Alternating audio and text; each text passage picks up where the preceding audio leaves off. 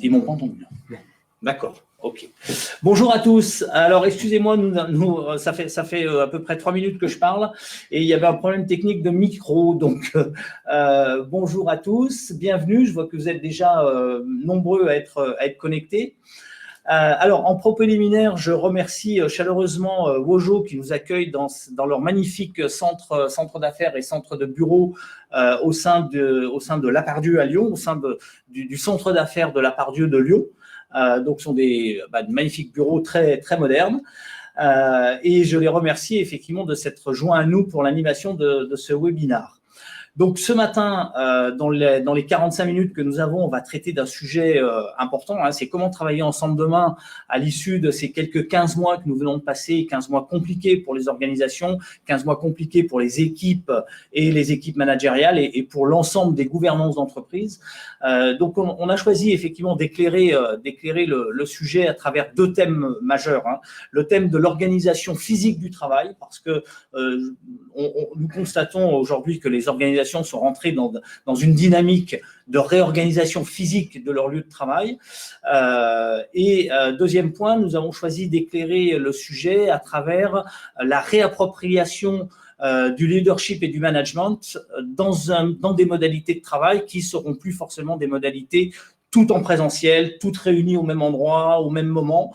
Voilà, donc la réappropriation du management et du leadership dans ces conditions-là, et puis la projection que peuvent avoir les gouvernances aujourd'hui sur l'organisation du travail, sur les projets d'entreprise, sur la structuration des organisations et des entreprises demain, encore une fois, suite aux quelques mois que nous venons de passer. Alors, pour lancer le webinaire, et puis dans le temps qui va nous être imparti pour nous présenter Benjamin et moi, petite première question sur laquelle vous pouvez répondre en ligne dans la partie sondage. Est-ce que votre organisation aujourd'hui envisage un changement dans ses pratiques en matière de télétravail, puisque le thème du télétravail est évidemment central dans les futures organisations du travail aujourd'hui. Donc voilà, est-ce que votre organisation envisage des pratiques un peu différentes? Alors, on vous laisse répondre, et puis dans le temps de réponse, eh bien, j'ai la parole. Alors, je continue, Benjamin. Donc, Jean-Yves Paquier, je suis consultant au sein du cabinet JLO. J'ai un parcours RH en industrie. Et puis ensuite, j'ai travaillé 25 ans dans le conseil dans l'accompagnement du volet RH, de plans de transformation et plans de restructuration. Et depuis 3 ans chez JLO, je travaille principalement sur des missions et des expertises liées à la santé au travail et à la qualité de vie au travail, en éclairant le sujet par des modifications à la fois des modalités managériales, de l'organisation managériale et bien évidemment de l'organisation du travail. Donc JLO, rapidement, c'est un cabinet qui a été créé en 2005. Nous avons 13 agences en France, 13 bureaux. Nous avons aujourd'hui 1500 clients fidèles sur un certain nombre de thématiques liées à la qualité de vie au travail, à la fois des thématiques liées à la diversité et à l'inclusion, des thématiques liées au maintien dans l'emploi et à la préservation de l'emploi, notamment des salariés en difficulté, liées au handicap, à des situations complexes pour eux, et puis bien évidemment des clients fidèles sur le sujet de la qualité de vie au travail, de la prévention de la santé, à la fois primaire, secondaire et tertiaire, qui sont au cœur de nos activités, et nous employons aujourd'hui une centaine de collaborateurs, consultants seniors et services support. Voilà. Benjamin, je te laisse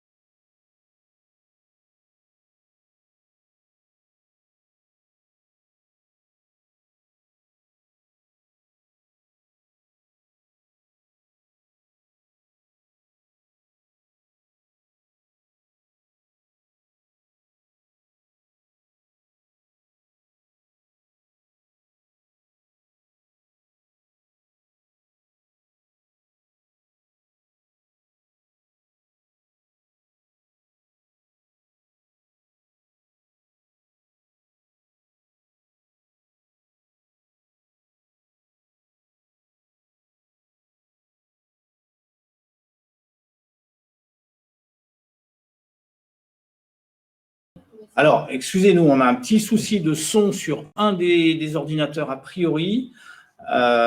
Donc, toujours le sondage en cours. Est-ce que votre organisation envisage des modifications d'organisation ou de façon de travailler liées au télétravail? Donc, n'hésitez pas à prendre la main et à répondre au chat. Si je vérifie juste que j'ai du son ou pas. Est-ce que moi m'entend? Ok. Désolé, hein, là ça marche. Je vois des messages. Maryse, merci. Là ça marche. Tant mieux. On est désolé. Alors comme quoi la technique et le à distance avec toutes ces pourtant, avec toute l'expérience que l'on a cumulée les uns et les autres depuis tous ces mois, y compris vous, j'imagine, eh bien, malheureusement, la technique peut continuer à nous trahir.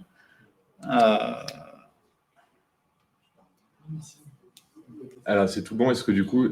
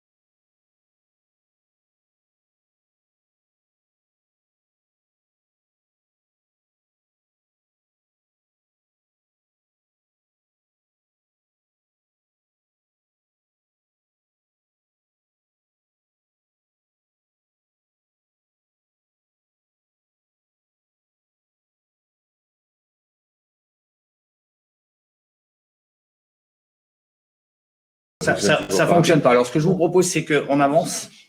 D'accord. Alors, excusez-nous, il y a vraiment un problème sur un des ordinateurs. Donc, on va avancer. On va avancer et puis Benjamin reprendra la main ensuite dès que les choses seront un peu réparées.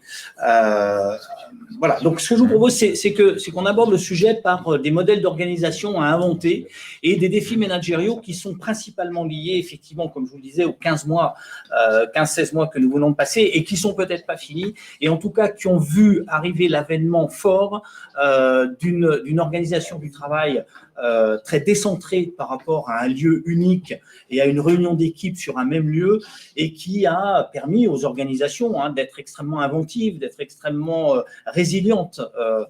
Et je trouve effectivement qu'on a rencontré des situations qui au départ étaient extrêmement critiques, extrêmement complexes et des équipes qui ont effectivement réagi très très vite, eu un modèle de fonctionnement extrêmement efficace rapidement.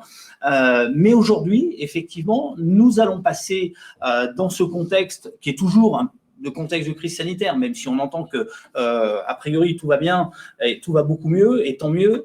Néanmoins, attention à la suite. Donc, on est toujours dans cette mouvance malgré tout de télétravail qui a été un peu soudain et imposé. Peut-être pour un certain nombre d'organisations, quelques difficultés économiques à l'issue de ces 15 mois que nous venons de passer.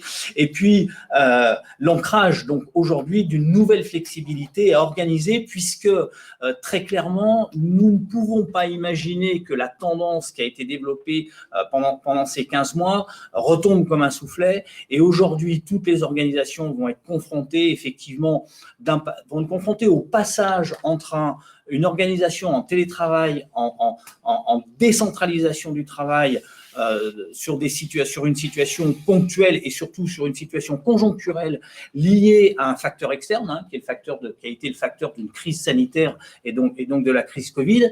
Et là, les organisations vont passer dans un système de décentralisation du travail, de décentrage des équipes et de travail à distance. Alors, télétravail, le terme est pas forcément, je trouve, forcément bien choisi, mais en tout cas de travail à distance d'une manière ou d'une autre. Et les organisations vont passer à un système qui ne sera plus conjoncturel, mais qui va devenir structurel. Et à partir du moment où cette situation va devenir structurelle, les enjeux qui étaient déjà là dans un phénomène conjoncturel, les enjeux de préservation de cohésion, de préservation d'engagement, d'obligation de redonner ou de donner une nouvelle vision de l'organisation, du travail, du sens au travail, on va y venir rapidement. Et puis cette obligation pour les managers de passer dans un système de management à distance et notamment dans un management qui va impliquer une forte implication et un fort leadership, eh bien ce système-là sont effectivement aujourd'hui des défis qui se posent aux entreprises et aux organisations et que effectivement on va essayer d'éclairer dans les moments qui nous sont impartis. Voilà. Donc le contexte, c'est celui-ci.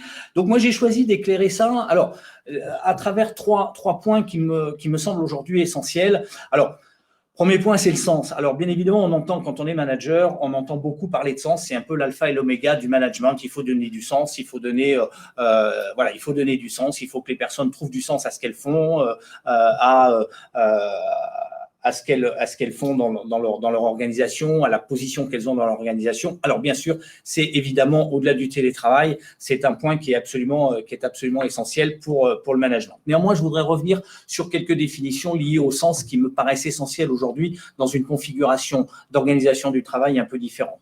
Le sens, c'est d'abord, pour les équipes, c'est d'abord la raison d'être de cette équipe. Qu'est-ce qui fait aujourd'hui que nous sommes constitués en équipe ?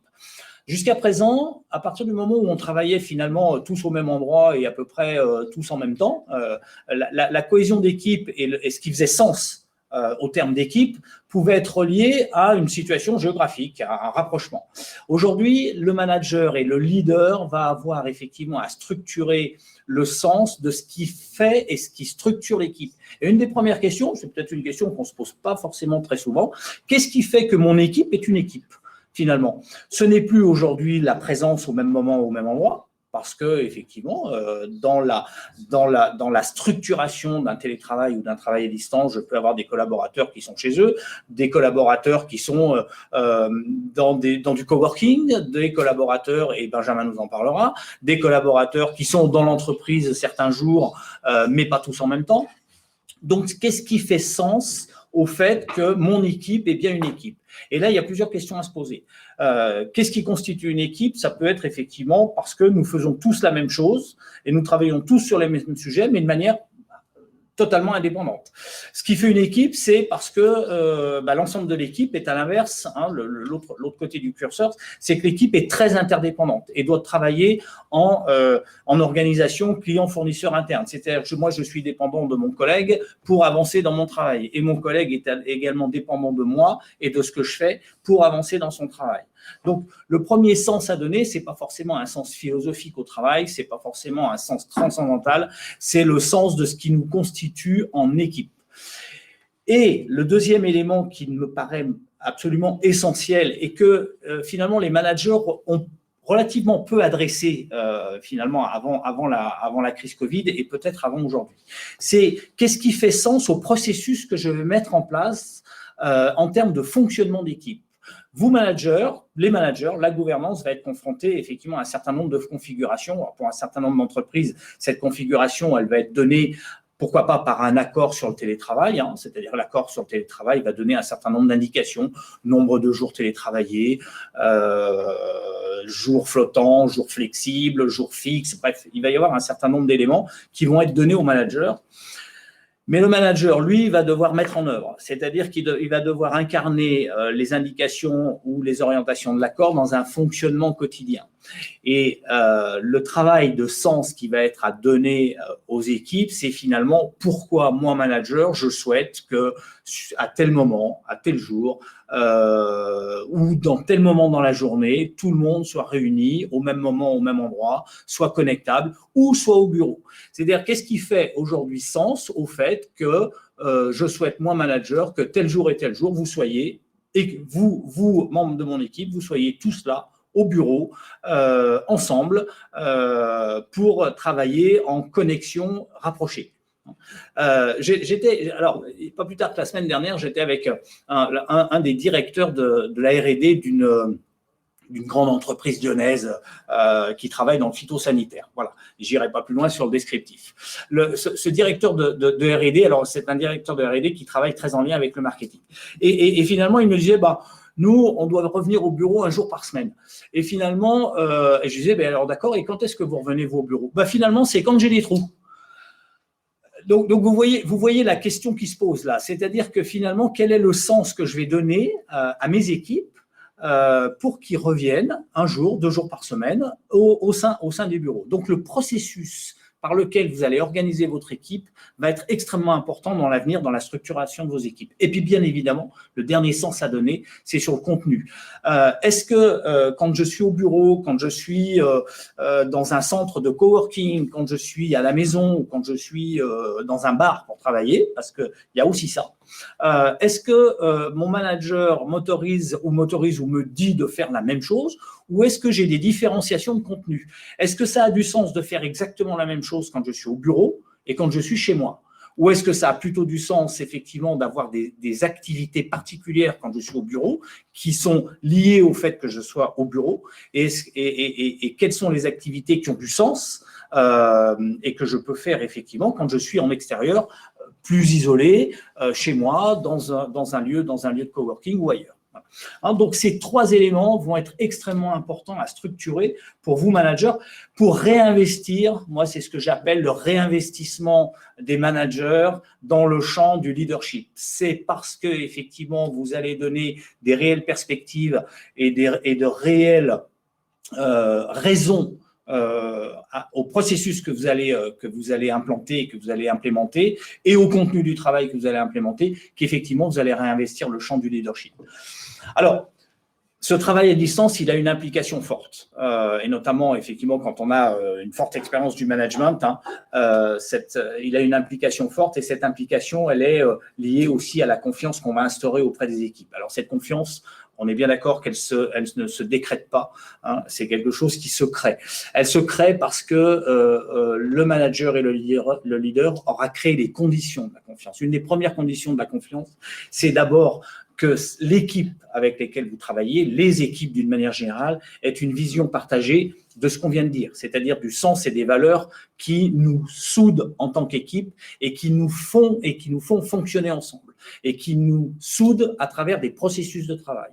Ça, c'est un premier point. Et c'est un premier point qui, effectivement, s'il est partagé, donnera effectivement une autonomie d'action pour lequel, effectivement, le manager pourra avoir confiance, dans lequel le manager pourra avoir confiance parce qu'effectivement, il y a quelque chose qui soude l'équipe et qui la structure. Le deuxième point, c'est bien évidemment des collaborateurs qui, dans leur action, même très individualisée, quand ils sont chez eux, en tout cas pas forcément au bureau, ce sont des équipes ou des individus qui sont très responsabilisés et qui ont conscience des conséquences de leurs actes, notamment dans l'interdépendance avec leurs collègues ou peut-être dans la non-interdépendance avec leurs collègues directs, mais avec d'autres collègues de l'organisation. Donc ça, c'est un point fondamental. Et puis, bien évidemment, c'est d'avoir la confiance, c'est aussi de se raccrocher pour les uns et pour les autres et pour le manager à un mode de fonctionnement partagé, ritualisé, et bien évidemment un mode de fonctionnement qui permet de synchroniser les équipes de manière pérenne et permanente, y compris quand on est à distance. Ce sont des choses qui sont très connues par des managers. Nous travaillons chez Gilo avec des managers qui ont des équipes, alors quand on parle d'équipes à distance, des équipes à l'international notamment, avec des fuseaux horaires qui sont pas les mêmes. Donc ce sont des choses qui sont très connues, mais qui sont à réinventer pour les managers qui n'ont pas forcément cette expérience-là. Et puis dernier point, ce sont évidemment des attentes qui sont clairement exprimées par le leader, par le manager. Mais des attentes au-delà des objectifs de travail et des enjeux de l'équipe et des attentes en termes d'objectifs. C'est une expression des attentes en termes d'organisation et de process de travail. Je prends l'exemple d'une organisation sur une journée. Il est impensable que vous ayez des personnes qui sont à l'extérieur, qui sont chez eux ou ailleurs, et qui en permanence, effectivement, sont en statut busy. Parce qu'on rencontre ça aussi, et on l'a rencontré dans le télétravail. Voilà. Et un certain nombre de managers me disent, mais ils sont busy.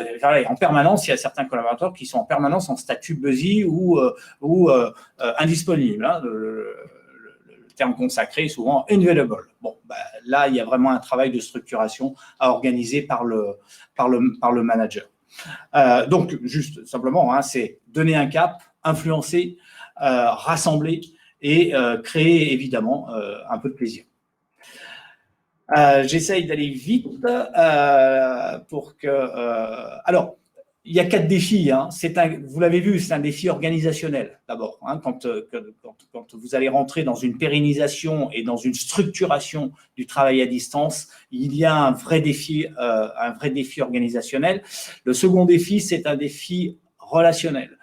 Parce que vous allez avoir affaire à des collaborateurs. Si on entend que beaucoup de collaborateurs ont très envie de télétravailler, hein, il y a un pourcentage énorme de gens qui disent oui, moi je souhaite évidemment continuer à télétravailler. Il y a un enjeu relationnel parce que même si c'est un jour ou 2 jours, vous pouvez avoir des collaborateurs qui, quand ils sont isolés, peuvent être en difficulté d'organisation, en difficulté d'autonomie. Donc il y a un vrai défi relationnel pour le manager et une intensification du relationnel et de la structuration relationnelle dans ce type de situation. Et puis, bien évidemment, le troisième défi, c'est le collectif. C'est la manière, effectivement, dont le manager, dont le leader va souder le collectif et va cimenter de manière extrêmement forte le collectif de travail à travers la question qu'est-ce qui est constitutif du fait que nous sommes réellement une équipe de travail.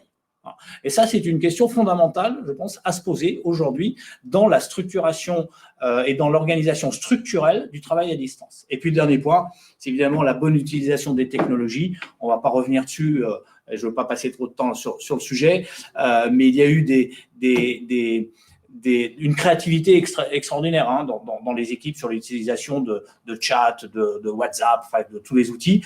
Néanmoins, il est important, effectivement, de se dire quel outil, pourquoi faire. Et de le structurer de manière pérenne également, hein, que tous les outils ne soient pas utilisés de manière indifférenciée, quel que soit le sujet et quel que soit le thème abordé ou l'organisation à mettre en œuvre. Donc, ça, c'est sur l'aspect effectivement managérial et sur l'aspect notamment leadership qui est à réinventer et qui est à travailler. L'autre point, c'est la feuille de route de la gouvernance. Vous avez des personnes qui reviennent au travail, hein, qui vont revenir avec tous les impacts que ça peut créer, hein, retrouver les transports, retrouver la fatigabilité des transports, la perte de temps, l'incompréhension peut-être quelquefois de l'obligation de revenir 2 ou 3 jours par semaine.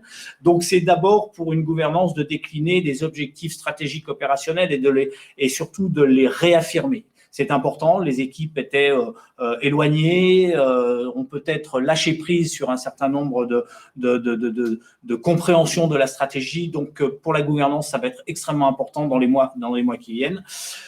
Bien évidemment, le dialogue social va être important. Alors, ce dialogue social, il va prendre 2 formes. Bien sûr, certainement la revisite des accords de télétravail, mais aussi un agenda social qui va porter sur toutes les équipes qui ne sont pas éligibles au télétravail. Et ça, très clairement, ce sont des choses qui vont venir sur la table très, très vite. Hein, donc, un agenda social chargé. Et puis, bien évidemment, préparer le retour, les aménagements organisationnels et structurels dont on a parlé, le soutien des collaborateurs qui vont en avoir besoin parce que très clairement, pour certains, c'est 15 mois sans revenir dans l'entreprise, et là, des collaborateurs qui reviennent, et puis structurer le futur et rassurer, bien évidemment, sur l'avenir de l'entreprise, sur ses projets, et puis structurer une amélioration continue, parce que nous ne serons pas parfaits au premier coup. Donc, un travail de risque, un travail d'évaluation des risques. Très clairement, le retour en entreprise et la structuration d'une nouvelle organisation et la pérennisation et la structuration du télétravail, du travail à distance va générer, pardon, je suis allé un cran trop loin, va générer effectivement un certain nombre de risques, de facteurs de risque psychosociaux. Et dans la semaine de la qualité de vie au travail, ce sont des vraies questions à se poser, à mon sens. Donc peut-être des risques sociaux. Hein, ne négligez pas les personnes qui ne sont pas éligibles au télétravail. On a beaucoup parlé pendant ces 15 mois des gens qui étaient en télétravail avec les difficultés qu'ils rencontraient, les risques de TMS, les risques psychosociaux par l'isolement. Et puis, on a assez peu parlé de ceux qui n'ont pas été éligibles au télétravail et qui ne seront pas éligibles au télétravail. Attention à cette population-là. Un risque au sein du corps social, hein, la fatigabilité du retour, un risque lié au management et à l'organisation et à la protection des personnes qui sont, notamment en termes de santé, hein, qui reviennent. Et puis, bien évidemment, tout ça régi par le business et la finance, hein, vos objectifs. Et puis, bien évidemment, l'élément dont on a parlé, le dialogue social, qui, à mon sens, pour la rentrée, va être extrêmement intense. Parce que vous êtes dans des modalités de transformation, et dans des modalités de transformation, le dialogue social s'intensifie et les questions de vos IRP vont être de plus en plus précises, ténues, et donc les DRH et les responsables des affaires sociales vont avoir un peu de travail sur la planche. Voilà, donc je vais laisser maintenant la parole à Benjamin qui va nous parler de configuration, de transformation physique, cette fois-ci du travail. Donc je reviens en arrière puisque nous n'avions pas effectivement prévu ce sens. Mais malheureusement, effectivement, son taux est sérieux. Le son, voilà. N'hésitez pas à poser vos questions dans le chat pour qu'on puisse y répondre. Hein. L'idée aussi de pouvoir apporter un éclairage peut-être plus contextualisé par rapport à vos propres préoccupations, vos propres enjeux au sein de vos organisations. Benjamin, c'est bon? Eh ben, c'est bon, si tout le monde m'entend cette fois, c'est fait. Du coup, donc, je vais revenir très rapidement sur... Je vais revenir très rapidement petite présentation enfin, voilà, rapide.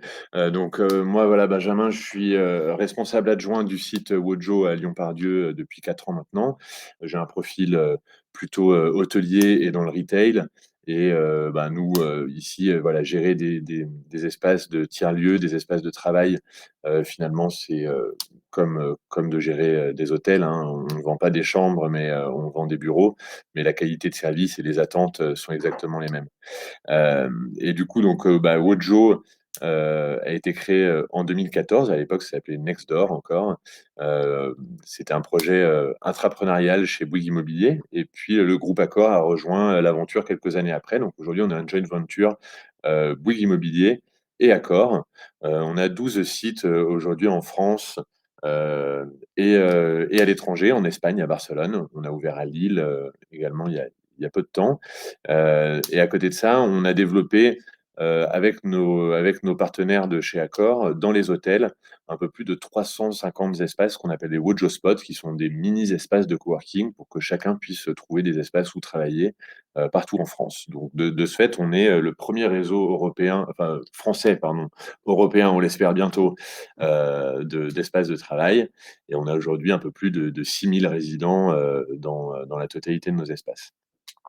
Donc, on va parler un petit peu, effectivement, de l'immobilier et de comment voilà, l'immobilier aujourd'hui est un pilier dans les stratégies RH et avec un panel de solutions en fait qui n'est pas que le télétravail ou que travailler au siège au bureau. Du coup, on va parler de quelques chiffres d'abord et d'un constat en fait lié au Covid, c'est que aujourd'hui 4000%, le nombre d'employés en télétravail a augmenté de 4000%, notamment dans ces périodes de confinement et de télétravail massif. Alors c'est évidemment pas du tout étonnant. Ça montre aussi quand même le retard qu'on pouvait avoir en France sur ces sujets-là. À côté de ça, 73% des employés qui travaillent à domicile se sentent isolés. Donc il y a des vraies questions là-dessus.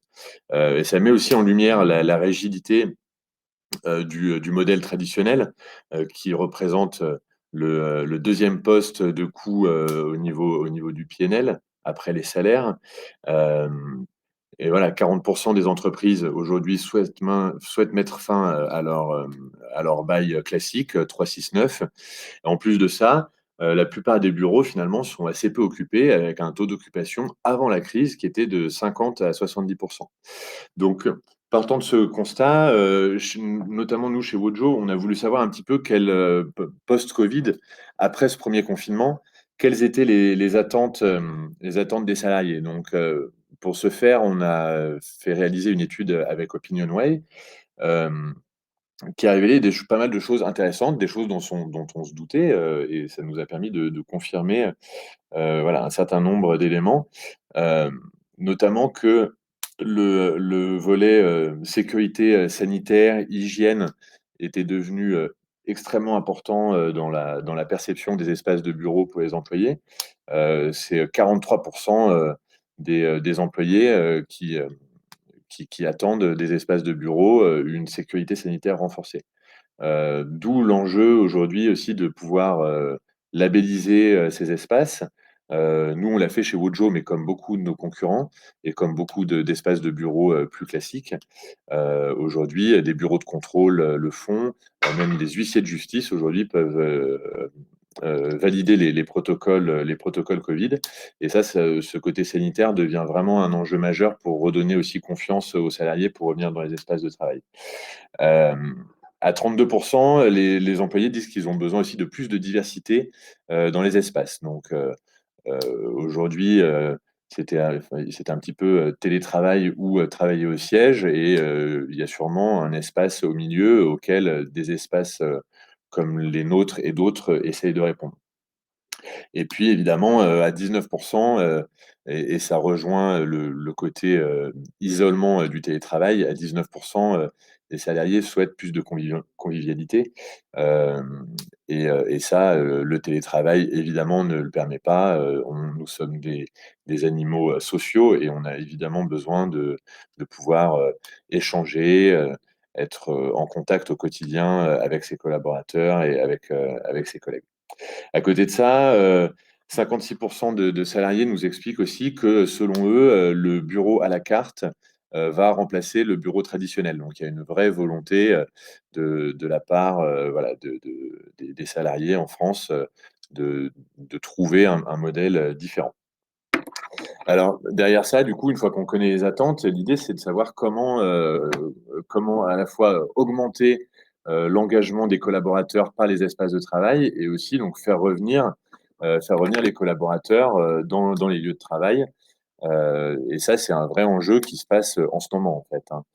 Euh, Aujourd'hui, nous, on considère que le bureau, l'espace de travail en tout cas, doit être un pilier de la stratégie RH et de la marque employeur.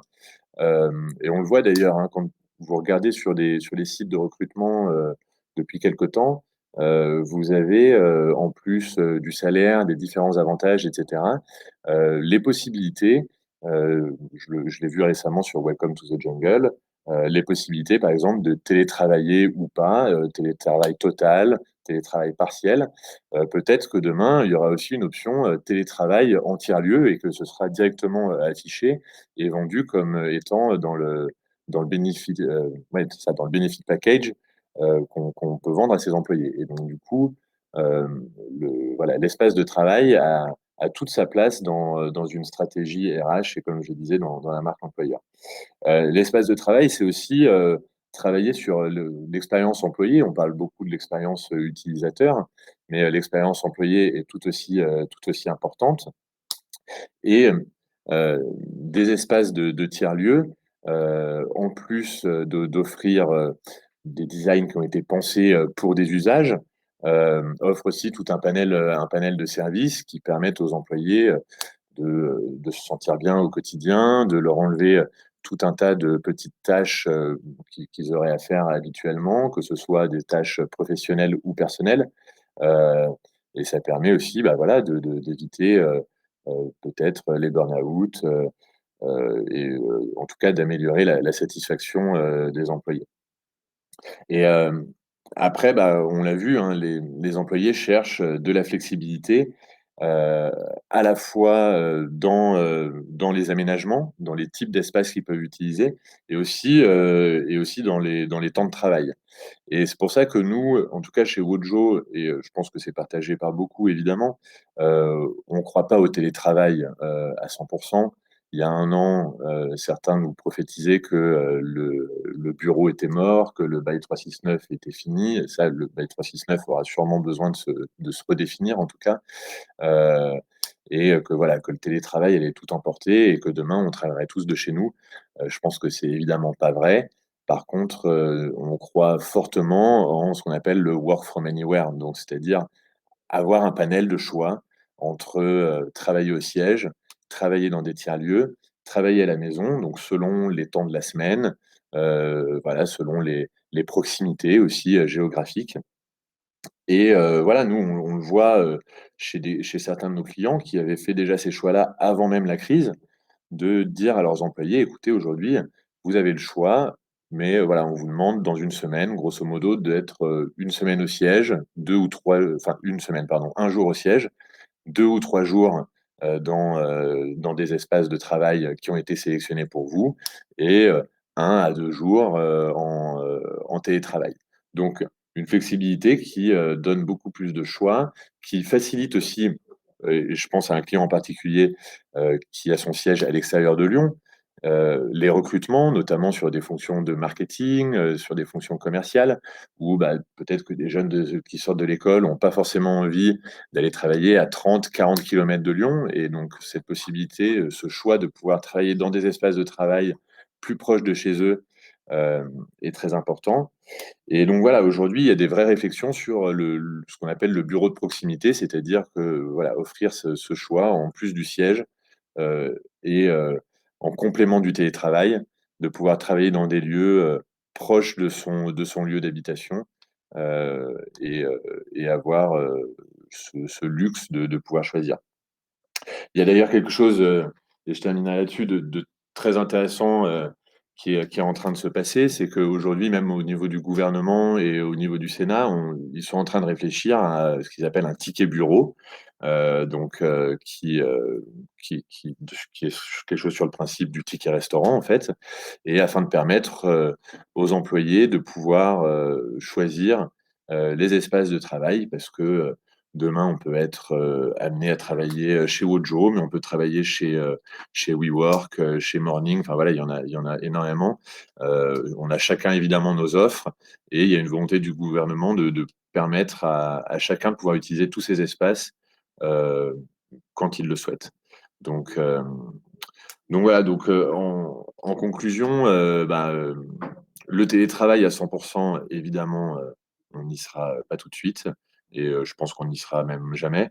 Le bureau classique, il y a beaucoup de choses à refaire en termes de services, etc.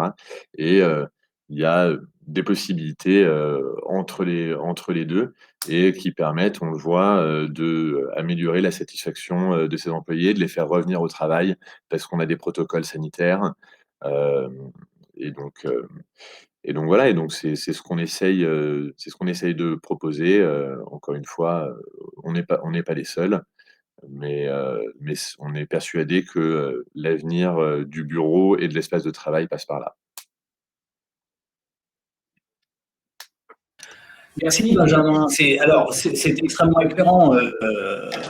C'est vrai que les questions d'organisation du travail et les questions de synchronisation des équipes, de réunion d'équipes au sein de lieux de travail va devenir une question absolument centrale pour les organisations, les gouvernances et les managers.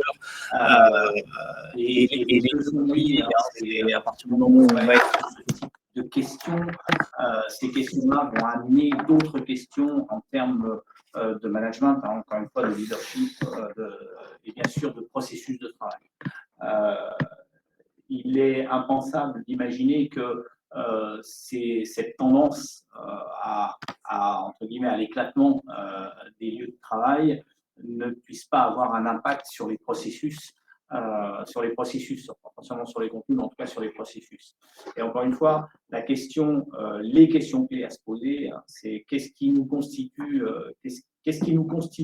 en équipe, et quel sens je vais donner au processus de travail et à l'alternance des moments de présence et des moments d'absence. Et Benjamin en a parlé, dans le package des recrutements, pour beaucoup d'entreprises, on s'en rend compte, elles sont en déficit sinon en déficit de compétences, en tout cas, très clairement, la recherche de talent est complexe, et la politique RH va devoir effectivement s'emparer de ces sujets de manière extrêmement forte pour l'avenir. Alors, sur le sondage, alors, ça n'a pas de valeur statistique, bien évidemment, mais néanmoins, vous répondez à 100% que effectivement votre organisation, en tout cas votre organisation, va revisiter les éléments de télétravail, bien évidemment. Donc, ce qui veut dire qu'effectivement, cette ambition et donc ce projet va amener effectivement la gouvernance et les managers à repenser les processus et l'organisation. Et encore une fois, l'objectif est de passer d'une situation conjoncturelle, alors même si elle a été un peu longue, néanmoins c'était une situation conjoncturelle, donc avec l'idée de retour à un équilibre autre, à une situation cette fois-ci structurelle. Donc effectivement, là, le télétravail pour un certain nombre d'organisations rentre dans la structure organisationnelle de l'entreprise, ce qui n'était pas forcément le cas. Et juste un petit point, je le redis, c'est vraiment important, notamment, je pense que vous allez très vite le constater sur vos agendas sociaux et sur vos ordres du jour d'agenda social, la prise en compte des équipes qui ne sont pas éligibles au télétravail va être effectivement cruciale, parce que le sujet de ceux qui sont en télétravail a été beaucoup traité et est aujourd'hui beaucoup traité, et c'est normal.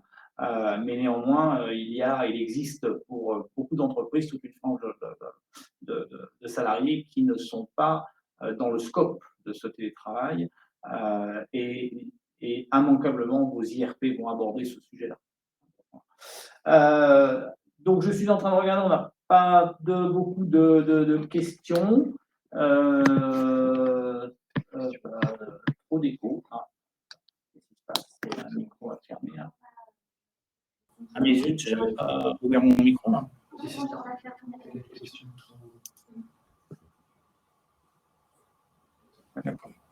Alors, il y a une question, équité entre les collaborateurs en télétravail et ceux qui ne peuvent pas l'être. Voilà. Donc ça, c'est un point absolument important. Évidemment, j'en ai parlé de manière très, très globale.